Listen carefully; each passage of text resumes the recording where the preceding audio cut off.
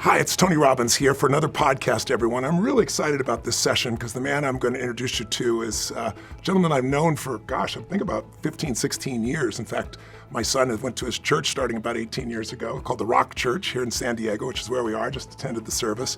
But the real reason I wanted to meet is because he's also the author of The Third Option, Hope for a Racially Divided Nation. This man has lived what we're going to talk about today, and I don't think any of us need any coaching to understand where we are today as a society, where we seem to be magnifying our differences instead of connecting on the areas that really matter together.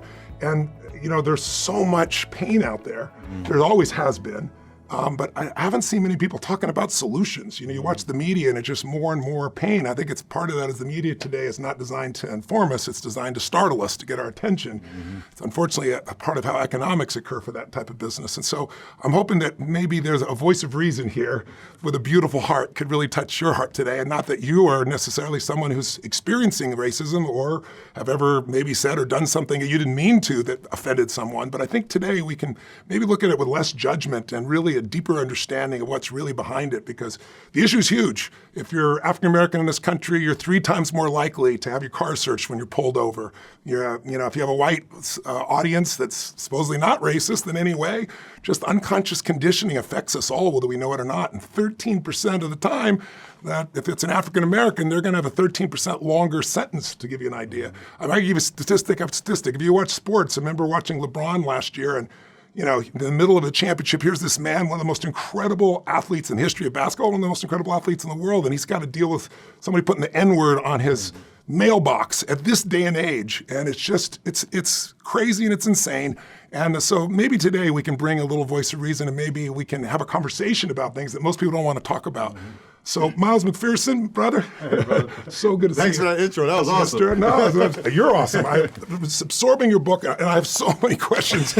You saw my scribble. I had pages and pages, and so I was going to your service flying in here. I couldn't send the audio to make it done, so I've kind of had to dictate them all. But I'd like to start. You've got a unique background. People that don't know your history, you started out, really wanted to be a great athlete and became one. Didn't make it with the Rams, or you had the kind of determination to give up, so you made it here to the San Diego Chargers and for 4 years. I'd like to start, before we talk about racism, tell me a little bit about your history and to our audience about how you came to connect with the Lord, how you came to be running this amazing church, which, by the way, how many people attend church each week? There's probably 20 or 30,000 over a month's period of time. That's incredible. That's incredible. And it's diverse. It's diverse. It's like United Nations here. Yeah, it really is. If we go back to my family, I have 2 black grandfathers, a white grandmother, and half Chinese. They're all passed, but half Chinese and black grandmother, all from Jamaica, West Indies.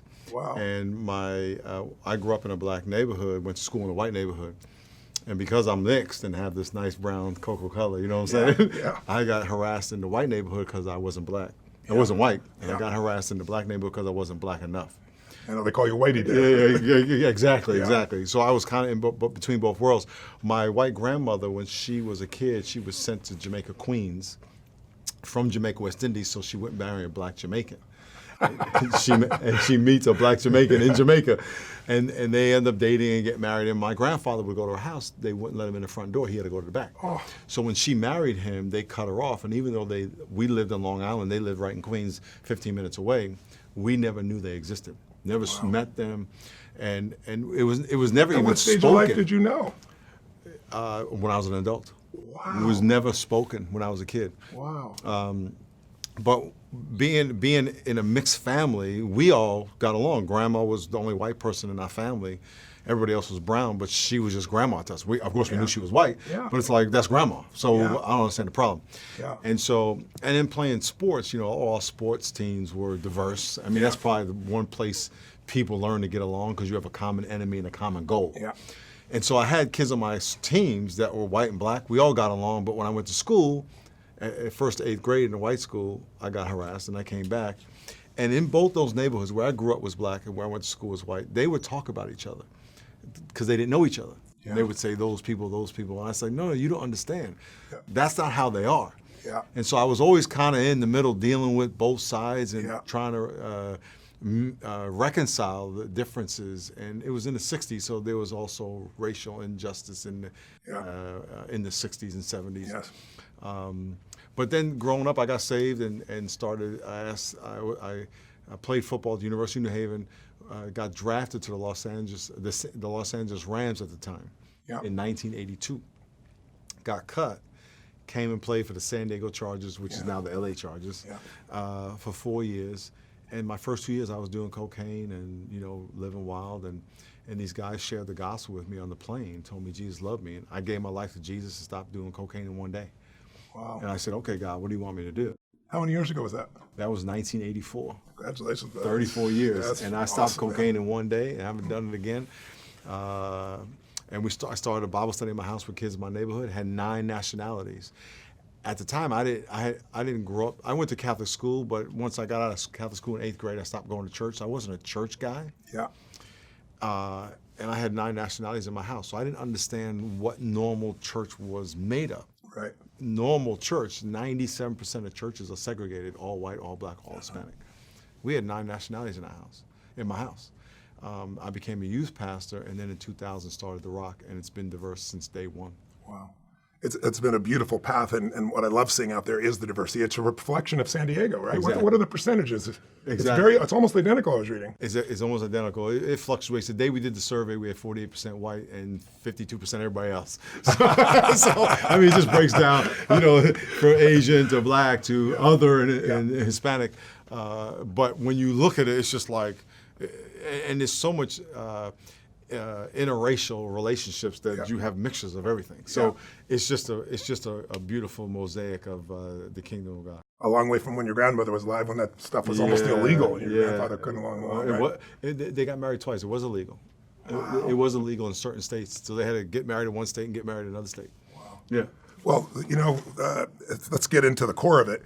You wrote this book. Why? Why did you write this book today? Because I look at the world today, and the reason I want to sit down with you is because I love and respect you. I thought you brought a perspective because you've lived this. You've had both sides of the table, so to speak. And I don't think I'm sides of the table. That's how people like to frame it. Right. But you look around today, and racism is still there, but it's also used kind of as a weapon in some cases. And what I loved was you had a different way of looking at things. I always tell people, you take something like even guns.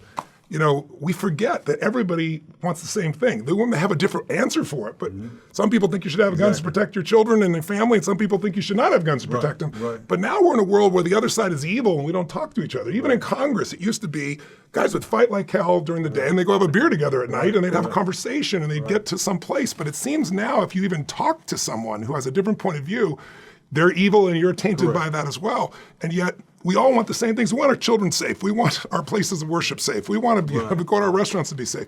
So guns are just one example. Right. So tell me, what do you see? How do we get here? What's brought us to this point? And what do you see as the solution? Right.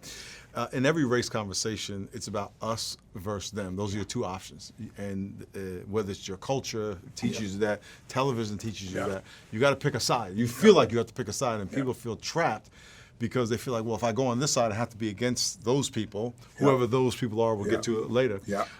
The third option, which is the book, is that we honor what we have in common.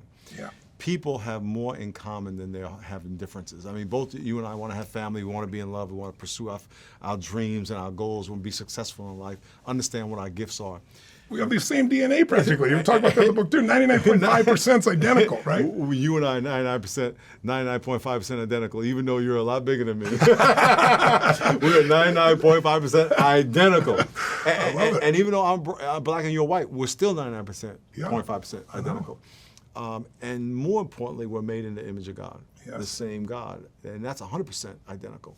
So we have more in common than we have difference, but the cloud of racism pushes us away from each other, and it creates fear and anger and bitterness towards people, and then we can't see our what we have in common. We focus on our differences. Yes. If we can honor, which means put a priceless value on what we have in common, and focus on what we have in common. When we were on a football team, people came from all over the country. They had nothing culturally in common. Yes. Some people. But once we put the uniform on, Same with my life. Oh. Yeah. we're on the same team. That's We right. got one goal, one enemy. The enemy is not the skin, it's the jersey color. That's right. And they are your enemy. And we have one goal. It wasn't like, hey, if he's black, I'm not going to throw the football to him. It wasn't about that. And if we can, as a culture, focus on the things we all want and the things that we all are, how we all are similar. Yeah. That's the third option. And so I wrote the book to give people tools, to equip people, to help them understand how is it that I maybe don't honor you? Yeah. How is it that I'm looking at our differences and not what we have in common? And how can I begin to express honor towards you? Define racism for us, because you look in the dictionary and racism talks about, prejudging someone, prejudice. Right. That's what prejudging is, right? But usually it's tied to trying to create superiority in types of someone. Right. And I like to, you talked about that in your book. I'm paraphrasing it, but it really touched me. You said it's really, we begin when we no longer honor ourselves, we no longer love ourselves, and we no longer love others, when we forget what the plan is of what life's really about. That's when we start to destroy ourselves. It's like racist to ourselves. How do you define racism, and is it possible for someone to offend someone without meaning to and not be a racist? Because in today's world, that doesn't seem to be so. And if someone did do that, can they be healed? Because today it's like somebody said something, they lose their job. It doesn't just racism, it's sexism, it's misogynist, it's all the isms, right? And so we live in a world where people live in fear not what to say. And if you don't change what they're thinking, they don't say it. It hasn't changed much anyway. It's just try to control them, which won't long term. So what would be your definition of racism, and what's the move towards solution? I'd love if you talk a little bit about how we group ourselves, the in-group and the out-group. I think that was really useful in your book. Yeah, first I would say, and when people ever come to this subject, a lot of times they push back because they feel like if I admit to being racially offensive, I am also admitting to being a racist. Yes. And so up front, we need to establish that you can be a racially offensive and not be a racist. I'm going to say that another time because it's very important. I can offend someone racially and not mean it. Not even know I did it. It doesn't make me a racist. Now, you may say it does, but it doesn't make me a racist. Yes. Now, of course, there are people who are racist. Of course. Where their intent is to try to harm somebody or destroy them or lower their status or whatever. Their intent is to put them down, to establish that they are superior simply because of their real ethnicity. There's only one race, the human race. But so racism purely is I am better than you because of my ethnicity. Yes. Now, there's three kinds. There's institutional racism, systems. Then there's personally mediated, where it's just me and you. I despise you. I resent you. And then there's doing it to yourself, too. Internalized racism, where I've been told over my life that I'm inferior, and culture tells me I'm inferior. And I believe it. Yeah. But people first have to accept that they can be racially offensive and not be a racist if they're not. Yes. But they have to accept that they can be racially offensive before they can learn. Because in the thousands of conversations I've had, when people can't separate those two things, they will not accept that they're offensive, because if they do, they're accepting they're a racist. And therefore, they will never accept that anything they say is offensive. Therefore, the conversation never happens. That is a big frustration with people of color who are trying to have a conversation. But if people can say, okay, maybe there's something I can learn. Maybe I have a blind spot. Yes. We talk about blind spots in the book as well, chapters 5 and 6. That there's things I don't know about how I view myself and how I view others. Because we were made in the image of God, I was created to love you. Yes. I was created to see God in you. Right. And when I don't see God in you, when I lower you and dehumanize you, I am living below my God-given design. Yes. So that's really on me. So social scientists has helped us understand this. What is it about the human mind? I don't think it's the human spirit, but the mind that makes us want to be with people we think are like us. And how does that affect the way we look at things that might be creating a blind spot that we don't notice? Exactly. Sociologists call it grouping. So we're all in groups. Men are a group. Pastors are a group. Assistant pastors are a group. Athletes are a group. Good athletes, bad athletes. Football players are a group. And even your position. So, and when you identify a group, these are people who you have a lot in common with, and you acknowledge what you have in common. So you feel more comfortable with them. You're more patient with them. You're more gracious. You have more positive assumptions about people in your group. Yes. But the opposite is true about the people not in your group. You have less positive assumptions. You're less patient. You're less gracious. Yes. And if the group happens to be ethnicity, and you are less gracious towards people who are not your ethnic group, that comes off as racism. Yes.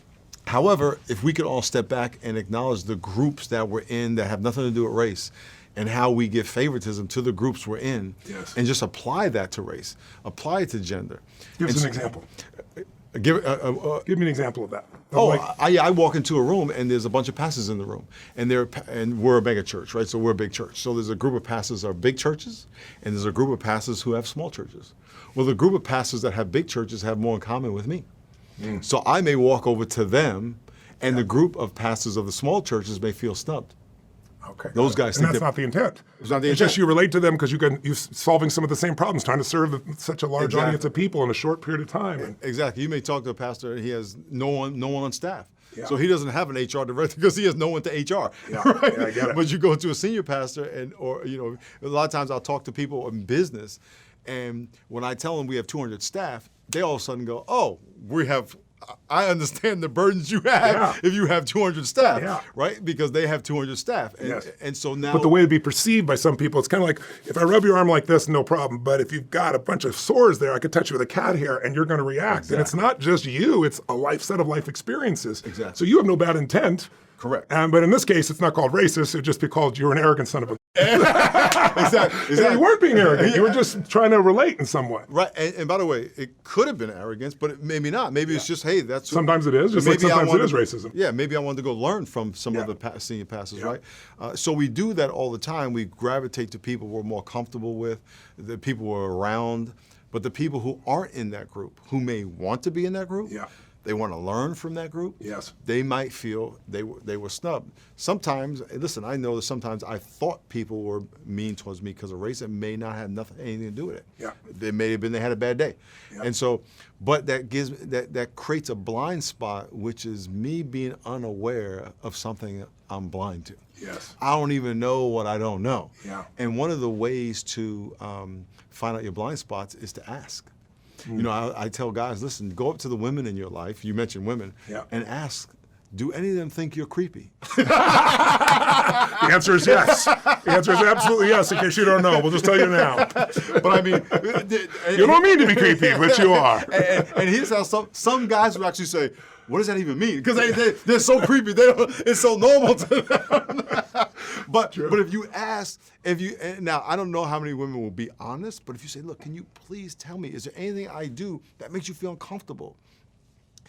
You will learn. And so if you add a friend who's black, Hispanic, white, or whatever, and say, is there anything I do or say that is racially offensive that I don't know? Yes. And man, that would break down so many walls with people, because those conversations are very rarely had. What's also, most people don't want to talk about the subject. They're afraid it'll blow up. They're scared, but being scared is not a reason not to have these conversations, right? Exactly. And I think the other part of that is when people get into this conversation, there's so much uncertainty for people. They don't know where to go. So how do you help people find those blind spots besides asking? There's some other ways that you use. You talked in the book about a woman who was a good friend of yours, a white woman, and she was saying to you, why don't you just get over this? Will you share what you did? Yeah, well, one of the, and I've been told that many, many times, just get over it.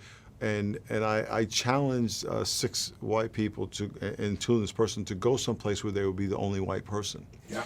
Because we were talking about being in a culture that is right-handed, and we could talk about that. That's a good example. Being right-handed. And let me go. You're left-handed, right? I'm gonna start with that. That's a good one. Yeah. I'm left-handed, and the culture is made for right-handed people. Yes.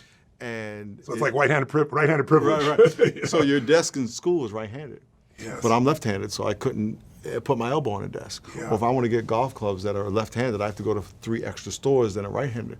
Yeah. And if I want a catcher's mitt, try to get a left-handed catcher's mitt for Little League. You have to go to, now you can go to Amazon, but when we were kids, the only Amazon was in the jungle, right? So, but people who are right-handed don't understand the advantage of being right-handed, because it's how culture was made. And they're not, and the right-handed people are not bad people. Right? Exactly. It's just like because someone's a color or a background or a religion or whatever the case may be, it doesn't make them bad, but they have some advantages in some cultures, right? In this case, right-handed for sure. And I was talking to this person about that. She said, can you get over it? And I said, well, look, you need to go someplace where you can be the only left-handed person. Yeah. And when you're in your out-group, when you're not around people who are like you ethnically, and you're the only one, you start to think things different than when you're around everybody who looks like you. Yeah. Because you can just sense that I'm not going to get the benefit, I may not get the benefit of the doubt that I would if everybody was like me. Yes. I may not get the grace and the patience, and I may not have positive assumptions made about me as if I would if I was around people who are like me. Yes. That's what a lot of people of color live every day. Yeah. And so it was really a chance to kind of understand what you didn't understand, what people don't understand. Yeah. And one of the guys I asked, he said, I'm not going to do it. He wouldn't go someplace where he was the only white person. And he said, and I had him write down why. And he wrote 2 paragraphs that are in the book, and he talked about I wouldn't even go to a black church. I would feel uncomfortable. Wow. And the sad thing about that is the perception that means about what he thinks about that environment, about black believers, Christians. Wow. That was just really sad. And he's a Christian. And so when you can realize that's what I believe, then you could stop and say, man, maybe I didn't realize the fear, the bias, whatever you want to call it. Yeah. You know, the thing about this book that I want to make clear is that it's not about not being racist. It's about how to be honoring. Yes. You know, because a lot of times people feel like I have to admit I'm a racist and I'm a bad person in order for me to get better. Well, if you just start honoring, then it takes care of itself. Yeah. And if I could see you and say, you know what, I used to have assumptions about someone who looked like you, and maybe I used to not say I didn't see your color, which is another thing we could talk about. Yeah. I'm just going to start honoring you, and I'm going to get to know you, and I want to listen to your story. Yeah. Then a lot of that negativity goes away. I think we should mention that too, because you mentioned something really important that you talked about in the book. You and I talked about it privately. To say you don't see color is just not true. Yeah. And so it's people trying to say, look, I hold you equal to me, or I hold you as a friend, or hold you whatever. But to not say that, it's offensive because it makes people believe what? It makes them believe that I can't possibly understand all that you've gone through. What makes somebody offended in that area? Because many people white people, for example, don't understand that. Right. When your color carries a burden with it, and it has a different experience with it. Because I remember I was 25 or 20-something years old when the first time I heard someone say that to me. Yeah. And I didn't understand. I thought it meant they didn't see blue, yellow, or red. And I was like, man, that's messed up. You don't see blue, yellow, red. They said, no, gray world. Huh? Yeah, everything's gray. They said, no, I don't see your color. And I was like, did that? I didn't know what that meant because I knew that's not what I knew that wasn't real. Yeah. So I was like, did you make me like you? And in a sense, I want to be me still. Right, because I want to be me. Yeah. But what it does is it eliminates everything that came along with this color. Yes. Good, bad, and indifferent. Yeah. All positive and negative. Yeah. And that's insulting versus saying, no, I see you and I honor, I place value on how God made you. Because God made this. God made that. Yes. And white's a color as well. In our culture, we say white people and people of color. Those are your 2 options. Yeah. The third option is that we're all colored. Yeah, that's right. right. If you go in the Webster's Dictionary all the way to the back by the W's, it says white is a color. You gave an example from Sanford and Sons. It was a cool example. You showed that was funny about that line. Red Fox was robbed in the store, in the show, and the white cop and the black cop always came to his house. And the white cop said, so, Mr. Sanford, was the perpetrator colored? And he said, yeah, he was colored white. and it's so profound because we don't say that. Yeah. And he kind of even went further in another episode where he talked about white people, when they get embarrassed, they turn red. When they get cold, they get blue. And they call us colored, right? That's right. But yeah, everybody's got color. And when you get a tan, which is ironic because most white people want to get brown. Right? It's just what's wrong with our culture that we don't value it. I know. It's so silly. You value the tan in Hawaii, Hawaii, but you don't value the tan in the womb that you get in the womb. But here's the thing: is that God made all that, and God made the ability for our skin to change, all of our skin. Yeah. And for all of us get a tan, we all have the ability to get darker from the sun. And that's the beauty of God's creation, and we just want to dumb it down, and say no. Let's honor it and celebrate. And also, I think you can't honor something you don't appreciate or you don't even understand. So I'm hoping, I think in the audience of people we have a lot of people out there that are hungry. They're hungry to grow. They're hungry to give. They're hungry to step their game up. They're hungry to connect at a deeper level with everyone that they possibly can. And I hope they'll take you up on your offer because I always tell people a belief is a poor substitute for an experience. Mm-hmm. And so I can't possibly know what it's like to be African American but I can get a little bit of feeling if I step in your shoes, and the only way to step in your shoes is experiential, not just in my head, right? And so I've had those experiences. I had the same experience you growing up in sports, and I grew up in a poor community that was very integrated because that's just the way it was. But in sports, there was not even a single thought about this. But I can remember I had an experience, I worked with Tukey Williams, I don't remember, the head of the Crips, and he got locked up. And, here's a man who came from a really tough environment and learned to use unbelievable force and intensity to basically be able to survive, built the Crips, got thrown in jail. And I spent a lot of time with him because I saw a film on his life. And it just struck me, this woman who came to do a story on him, and she didn't want her son to be like him. And so she was in an attack mode. And he goes, you haven't even asked me any questions about who I really am. Right. And when he came in, San Quentin, he took over the place. But after 3 or 4 years, he was reading and feeding his mind, and he changed and transformed. And he was the first person to get Crips and Bloods together through a videotape and say, we got to end this war. Wow. He wrote all these articles. He actually was nominated 3 times for a Nobel Prize, and I was trying to save his life because Schwarzenegger was the governor then. So anyway, I spent time with him, and I thought we convinced the governor and gave him 100,000 names, 100,000 emails from principals and people saying, we're not saying let him loose. If you think he did this, just let him live his life because he's doing good work. And unfortunately, you get those same stereotypes. I'm hard on crime or not hard on crime. Right. And so the governor said to me, you're going to still want, he lives in Sun Valley some of the time, you're going to still want me to come to your house and use your hot pools and eat your ice cream. And so I thought, oh man, he's free. And they killed him. But he asked me to speak at his funeral. And so I went down into the middle of the Crips and Bloods. I was the only white person in this place. There were more police officers than you could ever dream of down the side trying to keep this thing from breaking out. I followed Louis Farrakhan as the speaker. Right. And they looked at me, and the only other white person in the room was my wife up at the top there, and she was a little concerned, I got to tell you. So I felt those feelings, but I spoke the unspokens, and I said, listen, you're probably wondering why this freaking white man is standing here in this environment. But it said, but Tukey, the man who just passed away, is not the man he started as. And he wanted me to share with you that color isn't what matters. It's the soul, right? It's what we're here to give, what we're here to do. But I can remember in the midst of that, walking out of there going, oh my God, am I going to get out of this thing alive? And I never had that thought before. And it made me stop and just think about exactly what you said. Like, what's it like for an African-American person to walk in this all-white environment? And that's most of their life. You look at somebody like LeBron, one of the most incredible athletes, and yet he's still dealing with that. Right. So how... The honoring is the secret, and it's not everyone's a Christian, and they may not all relate to that exact formula, but tell me, how do we really turn the corner in a world where so much is focused on the problem and not on the solution? What do you think is the best way to move people forward? I think one way is to relabel people. When I see you, you're not, even though I see that you're white, you're not the white man. Yeah. Not all white people are the same. Right, exactly.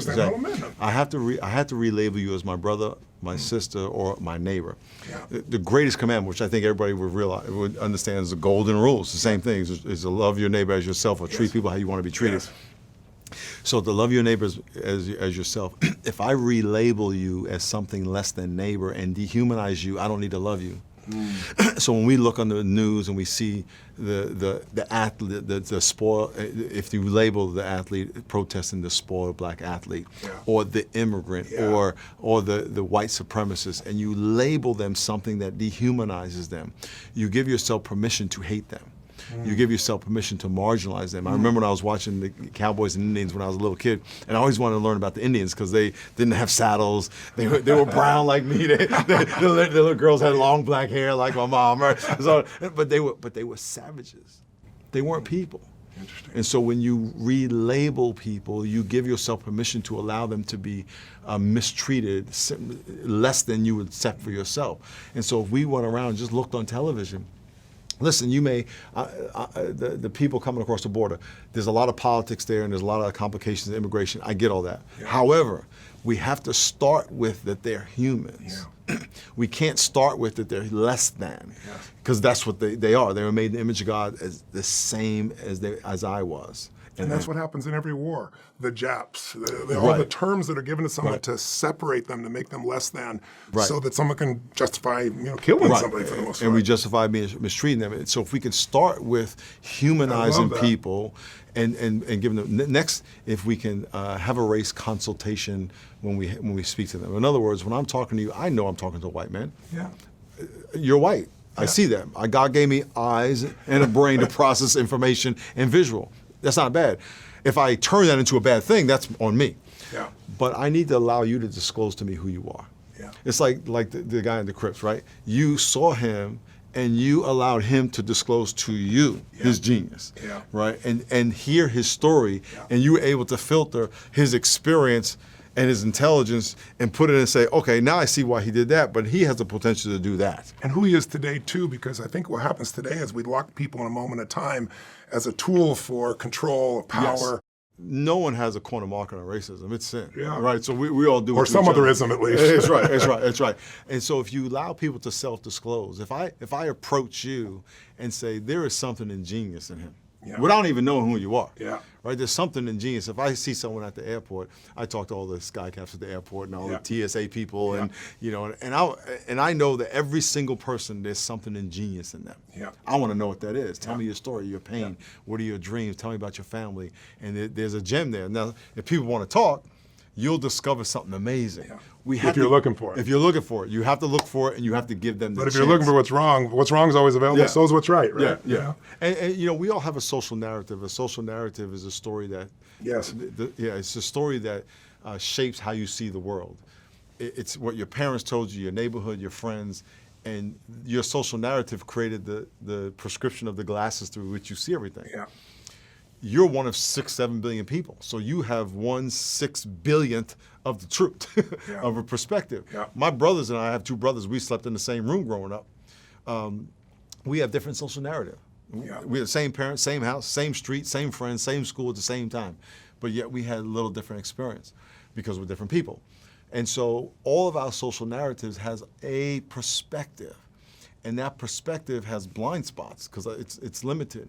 And so we have to allow other people to disclose to us who they really are versus us imposing on them our assumptions and not letting them disclose. So then it becomes self-fulfilling, and I do seminars with people, even a huge group, and I'll do a little exercise with them for 2 seconds. I'll say, I want you all look around the room, I'm going to give you a test. I want you to look around there and see everything you see is brown. Brown clothing, brown people, brown things, brown anything. Look for it. Okay, close your eyes. Now tell me everything you just saw that was red. Right? And they all giggle for a moment. Then I say, open your eyes, look for red. And they all look for red. Okay, how many found more red this time? Everybody did. How come? Because you get what you look for, right? Seek and you shall find, right? Yes. But then I said, you'll seek and you shall find even if it's not there. How many saw burgundy and called it red just so you could count more numbers? Everybody laughs and raises their hand. So it's like we get what we look for. So that narrative is so critical. And that narrative isn't really being directed very much by individuals who are looking from a place of connection. It's more from a place of separation at this stage. So, but tell me, but there are people that have grown up with the most insane injustices. They've grown up with every ism, whether it be misogynist, whether it be racism, whether it be class distinctions based on finance, whether it's body morph situations, if somebody's bigger physically or heavier, whatever the case would be, and everybody looks at them a certain way, acts, not everybody, but enough that that's what they believe, that becomes their narrative. And yet then there's the Oprahs. There's the Quincy Jones. He's 85 years old. He's worked with everybody on earth, white, black, purple, everything in between. You look at Jay-Z or you look at Beyonce. They're just royalty in our country, in our world now. Or you look around and there's one stage when the greatest golfer in the world was black and the best rapper people claimed was white, at least by awards, right? Eminem. So it's like, even though the story is there are these people that seem to be able to break out of it. What do they have different?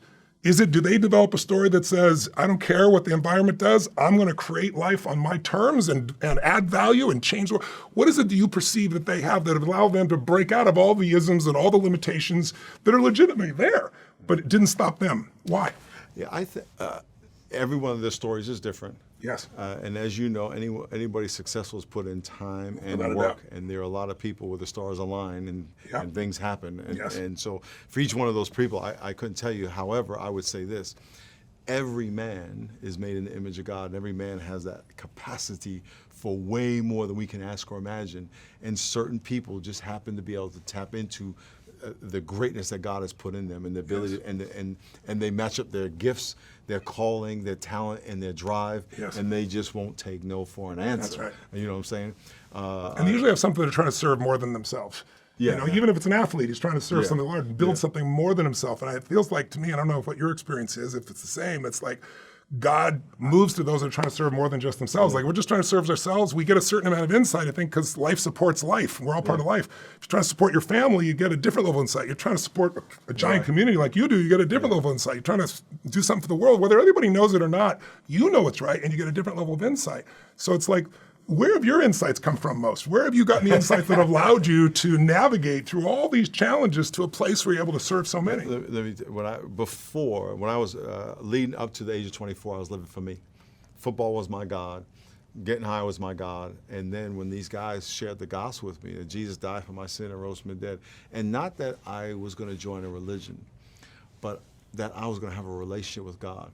Because God made us in his image so we can have a relationship. And in the context of that relationship, with the Spirit of God living in me, that God can actually express himself through me was so much different than religion, where I got to go check the box. Right. And the boxes I check are better than the boxes that you check. Yeah. And then God says, no, I'm not about checking a box. I'm about a relationship.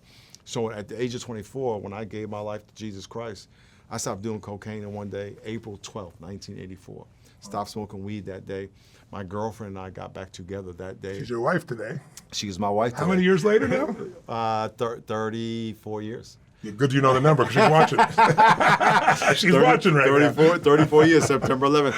And we met 38 years ago. We met in 1980. Wow. But what happened was I said to God, I can't do this for me anymore. I have to do it for you. Yeah. And so when the Spirit of God started speaking to me, and then when this book came out, even for years, whenever there was an incident in the country that was very racial, like when OJ was acquitted, and all of the white people were mad and all the black people were happy. And I saw that. It just broke my heart, the division. Yeah. I remember that weekend I spoke at the church I was at, and I cried after it was over, because it was just so heartbreaking to see how divided we were. But that's really culture, right? It's not humanity. It's what we've been. You don't grow up being you don't come into the world being a racist, right? You learn. You learn from the pain of your family. Remember, social narrative. Everybody watching here, you sat around your table, and you listened to your parents, your grandparents tell their story. Yes. You listened to your friends tell their story, and you took it as fact. Now, my family had stories that was fact. It just wasn't the whole story, but it was fact. Yeah. And so that's all you know. Yeah. And so, we grew up hearing the same perpetuated stories of our families and the pain perspective of our families. And when you're in our in-group, the people that are like you, you give people a different set of characteristics and qualities. And when they're outside the group, it's magnified. The pain is magnified. There might be problems within the in-group even, but people look at it differently. It's like even couples. You wrote about this, actually, if I remember correctly. In a relationship, you see people, and the ones that get divorced are the ones always that say, I gave my all, I gave them everything. They give so much value to what they gave, and they don't see the value that was given back to them, right? And that's why they end up divorced. Well, we're kind of like experiencing that at a cultural level right now, because we're forgetting the gifts that we are giving each other, or at least capable of giving each other. And that example is that the marriage was a contract, not a covenant. So if I make a covenant with you, I am committing to you, period. See, I'm loving you no matter what. I'm loving you no matter what. If I make a contract, you do this, I'll do this. Yeah, that's right. It's a deal. It's a deal. That's right. It's a deal. It's a deal. You negotiate, right? And so most marriages are contracts. They're not covenants. And so we have great distinction. We don't have covenants with people. I need to make a covenant with you. I'm gonna love you, even if you curse my name. I'm gonna love you. That's what really love is, right? Yeah. How do you get people to the point where they make the distinction of that? Because like a relationship that's transactional doesn't feel very good to anybody, right? Exactly. On either side. When a relationship is based purely on love and it's unconditional love, it's one of the greatest experiences in life. I'm privileged to have that. I know you are as well. Right. How do you get people to a point of covenant in their mindset as opposed to contract? Yeah. For me, I had to get my mindset off me.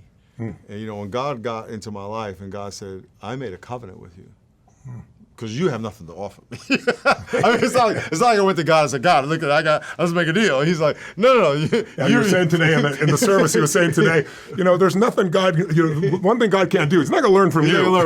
He's not learning anything. So God said, my son died. He already did it. We paid the whole price. You didn't do anything. Yeah. So I just want you to receive my love. And I was like, okay, God. And so once I realized how much God loved me unconditionally, because I didn't deserve it, don't deserve it, he said, now I want you to do that. Yeah. And so if I can learn how to unconditionally love other people, and by the way, the more I love people who don't love me, the more I'm like Jesus. Yeah. And so that's the if in the purest sense, I have to learn unconditional love. And whoever's watching, you can't love and treat people right because they do it to you. That's a contract. Yeah. You have to decide, I am going to be the beginning and the end of the grace in this conversation, no matter what happens, because grace is undeserved. Once you have to deserve it, it's not grace anymore. Yeah, it's not really love anymore. Tell me, it's easy to talk about these things, philosophically, but one of the reasons I respect you, Miles, is you live this stuff, you walk your talk. And I know there was an experience here in San Diego where there was an immigrant man who's from Africa, if I remember correctly, I think Uganda, and he was shot by the police. And so now you're dealing with an issue where the culture says, pick a side, and you were brought in as amongst a group of people. I know that was a hard situation, but what I loved was tell people the situation and tell them about the 5 chairs and how you dealt with it, because brother, that was exquisite. So it happened on a Tuesday. It was a Monday or Tuesday because we had our pastors meeting on Wednesday. It happened on a Monday, Tuesday, and the video came out of the police officer shooting this African immigrant here in town. Which, by the way, you'd think the video would clear it up, but whatever people believe, if they see it in the video still, don't they, on all sides? Everyone saw it the way they wanted to see it. And so I went to the police station that night, and when a video came out, and we talked to the chief about going outside to talk to the protesters. So I went outside to talk to he went outside, and we went with him. I was standing next to him, and while he's reading his statement, there were about 100 protesters, and it was at night, so you really couldn't see a lot of people because there were a lot of lights, and someone cursed me.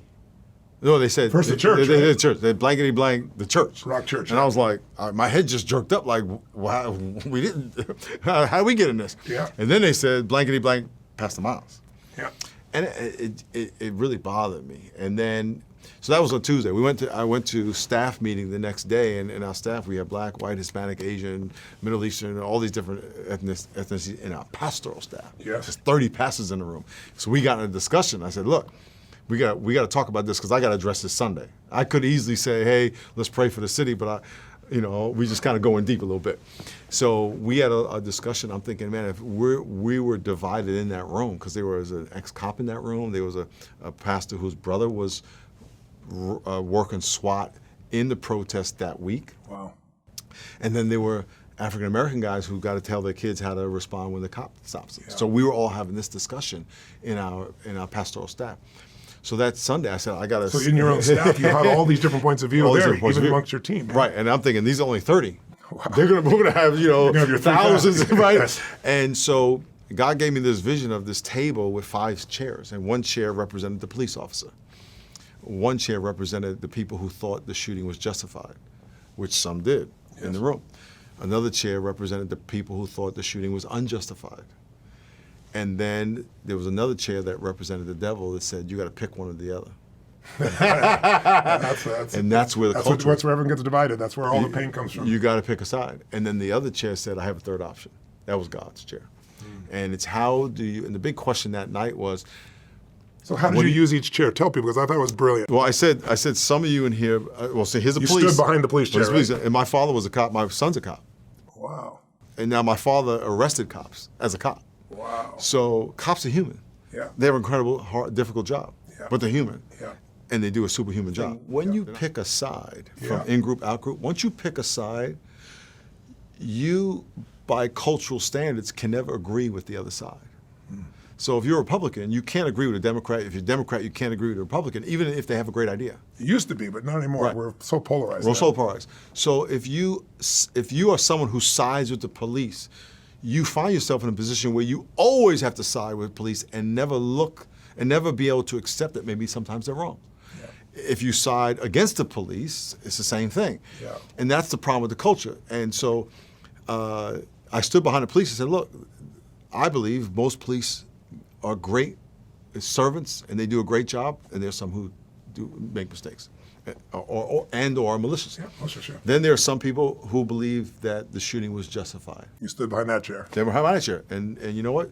I can't, okay, I get it. I understand how you could think that. Because the way he provoked the officers, what they were suggesting then. Based on the video. Yeah. Then there were some people who said it wasn't justified. I get that as well, because I saw the video myself. Yeah. The problem is, what is your heart towards the people who disagree with you? That's the key. That's the reason I want to do this whole conversation, because I think if that doesn't change, all the conversation is not going to change anything. The idea of demonization, you took that away by acknowledging all the points of view, and then you ended with a final chair. The final chair is that there's a third option, and that's you can love the person who disagrees with you, because we all have a different perspective. Here's the cool thing about it. We did prayer at the altar at the end, that's part of the story. And I'm shaking people's hands, and this guy grabs my hand, he pulls me towards him, and he says, I was the guy who yelled at you. Oh! So I asked him to come in the back after and videotape. And after you're done beating him, what happened? Well, he has his mother with him, so I couldn't beat him. But him and his mom, I was so relieved because I was being the pastor that you are. It bothered me. It bothered me that he said that.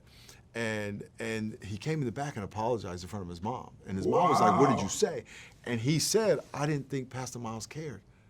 And his mom said, "What are you talking about? He's been talking about the shootings." There were a lot of shootings in a row at that time, in Dallas and here and Louisiana. And his mom was saying he's been putting the people's names on the pictures on the screen. The people and the kid said, "I wasn't there at church." It's like that doesn't mean that doesn't mean I didn't do it. And so, but it really gave me hope because he heard the full picture of how to love people who don't believe what you believe. Yeah. And that is a lot. It doesn't make them evil. Doesn't make it evil. There's a bigger picture to all of this. Yeah. And he admitted that on video. It was great. Today, there's a tendency, and you see this, a lot of social scientists are describing this, on at least the extreme coasts, not in the middle of the country, where the people look for racism, sexism, homophobic, Islam, any type of phobia or ism, and they assume the worst in somebody, where intent doesn't matter. It doesn't matter what the intent was. You feel differently about that when I read, but the intent does matter, doesn't it? Right. They assume they're imposing their social narrative on them.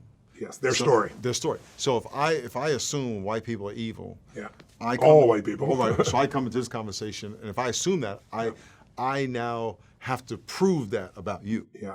And I'm gonna look for any reason to justify that. Yeah. And I'm bringing my assumption versus allowing you as an individual to disclose yourself to me. Now, I may have been treated by a bad by a person, but for you, I don't know you. Yeah. So I don't want to impose that on you. That's and correct. Somebody could treat you poorly, and it may not be based on sex or gender. It may just be either a jerk in the moment, or they have some personality conflict with you. But we tend to jump to that situation. How do we balance that out? Because it is reinforced now. Right. You know, it's a cool thing that I have so many white supremacists, former white supremacists that are my close friends. Oh, that's awesome. And when you whose DNA is probably 20% African American. Exactly. But I've had some guys like that. You know, they look and find out this. They don't. How do they deal with that when they find out they've got African American in them in a significant portion? Chapter 1 of this book. You mentioned a guy 14% or something. 14%. He was a white supremacist Klansman. I think it was a 14% black. Yeah. Oops. And how did he deal with that? He denied the science. Oh, of course. Right. Of course. But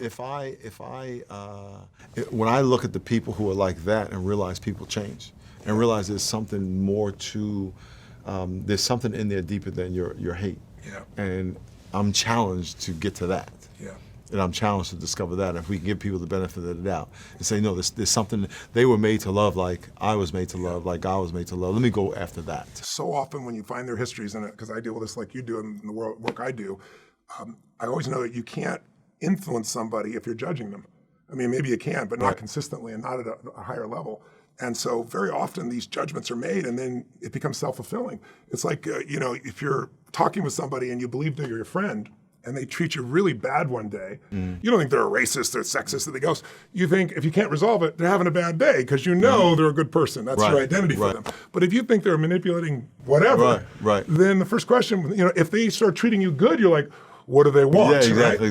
So we aren't actually controlled by the real experience of life. We're controlled by the beliefs we have about ourselves and other people. And that's really what this is all about. And that's when I go back to labeling. If I label you a criminal, I can no longer relate to you as a human. Yeah. I can only see you as a criminal. Yeah. And you go back to parenting. If you call your kid stupid, you just dehumanize your son, your daughter, and now you can't relate to them as your child, as your son, your beloved son and daughter. And that same thing's happening, though. Now people are putting those names on them, the isms on people, and making it a permanent situation. One of the beautiful parts about this third option is by honoring people, by seeing the highest part of them, sometimes seeing more than they even see in themselves, you give people the room for that growth. And it's not just growth in terms of business or life or whatever. It's moral growth. It's spiritual growth. It's the growth of love in their heart that can change the world. And it's hard to do that when those labels get tighter and tighter and tighter. So what do you really hope comes out of the book? Why did you write it? What's the real goal? What do you want people to take away? My hope that people would be set free to love people who are different.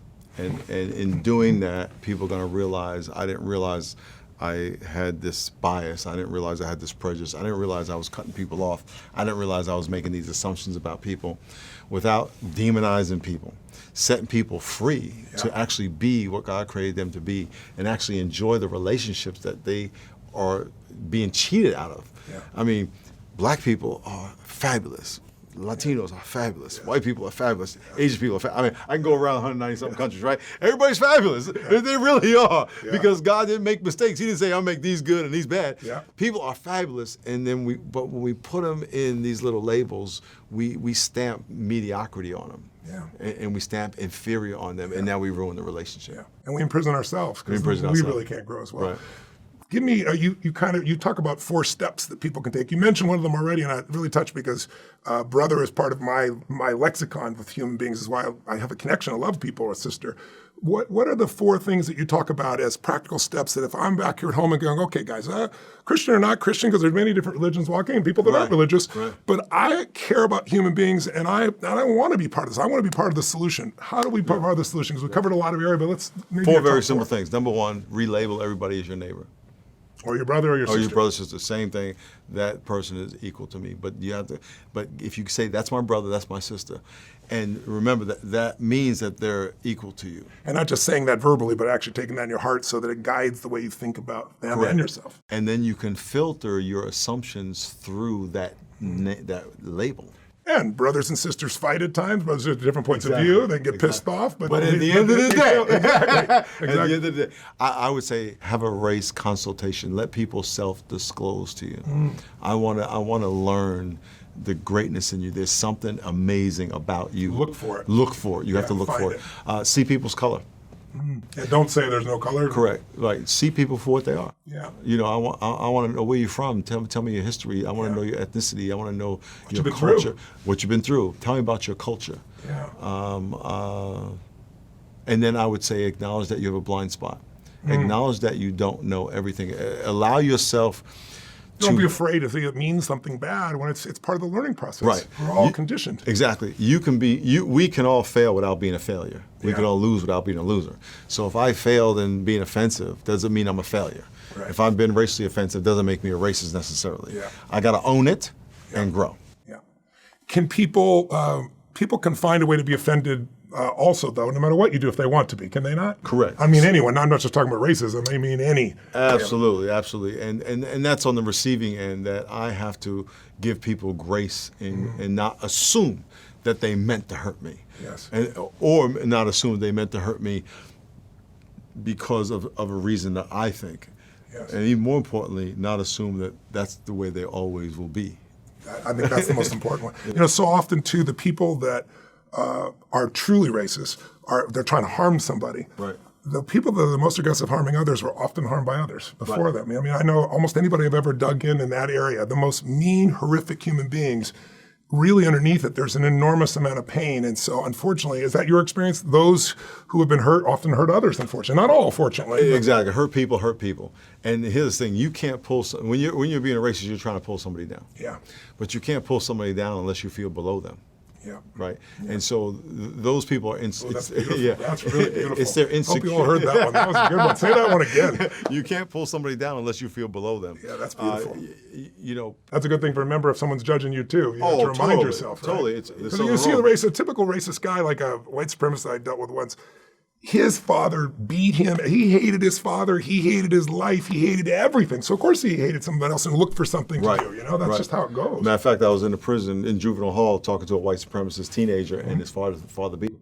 It's common, unfortunately. It's really common. And you see those guys in prison and there's nothing but hate in those environments because they're in an inhuman place as well. Right. Tell me about prison reform. How does this relate in a prison? That's a good question. It's one of the things that is on the docket. I'm hoping Republicans and Democrats as an independent will do something. It's so unjust and insane right now. What do you see happening in that area? What would you hope would happen in that area? Two things. One, that the people who are in charge of prison reform would see the prisoners as humans. Yeah. And be able to accept that the dehumanizing treatment that they receive is dehumanizing. Yeah. And it's not making them any better. It's not honoring the people as humans. Yeah. And see them as people that can grow into something positive. On the inside of the prison, if guys get the book, that they would also see themselves as how God sees them and not how they've been told all their life. Because when you're told all your life you're never going to be anything, you're not but a thug, you're not but this, you believe it. Yeah. So one final piece that I was touched by, I think I saw it in an interview. I don't think I read it in the book. You told the story of Rod Carew, and you'll have to explain who Rod Carew is because I saw you trying to share it with people, and you and I are old enough to know who Rod Carew is. But tell Rod Carew is and share that story about the heart. I was really touched by it. Yeah, Rod Carew was 18-time All-Star. He's 73, 74 now, give or take. 3,000 plus hits. 3,000 plus hits in Major League Baseball. 18-time All-Star, Rookie of the Year, MVP, Hall of Famer, obviously. And he had a heart condition at 71. He needed a heart transplant and kidney transplant. At the same time, and his ethnicity, so they know? So he's right. He's a black Panamanian. I say black. He's a little darker than me, Panamanian. Yeah. And a 27-year-old white NFL player at the same time went into a coma, Conrad Rulin, and he had a brain aneurysm. And his mom went to the hospital while he was in this coma, put her head on his chest, and was just praying, you're going to live. This is not the end of your life. And she's listened to his heartbeat. He died. And he met Rod Carew, correct? He met when he was 11. He met Rod Carew and came home and told his mom, "I'm going to be a pro athlete." Wow. I met my hero, and he had donated his organs so signed him over to be donated, and Rod Carew got his heart and kidney. So his mom calls up Rod Carew and says, "You have my son's heart and kidney," and she says, "Well, would you like to come listen to your son's heart?" So she goes over his house and listens to his son's heart. Wow. Yeah, and if we're so different, that doesn't happen. Yeah. We're so genetically identical that it's not about your ethnicities, blood type maybe, but God made us to be interchangeable. Yeah. And He said, you guys are making a big deal about nothing. Wow, that's a beautiful example. I think I'm hoping that people will be touched by this experience and that they'll think about things in a different way. It doesn't take a lot. So as a practical way to spread this, we're having this conversation. Some people are going to watch this. Hopefully they'll pass this on. They'll be moved by it.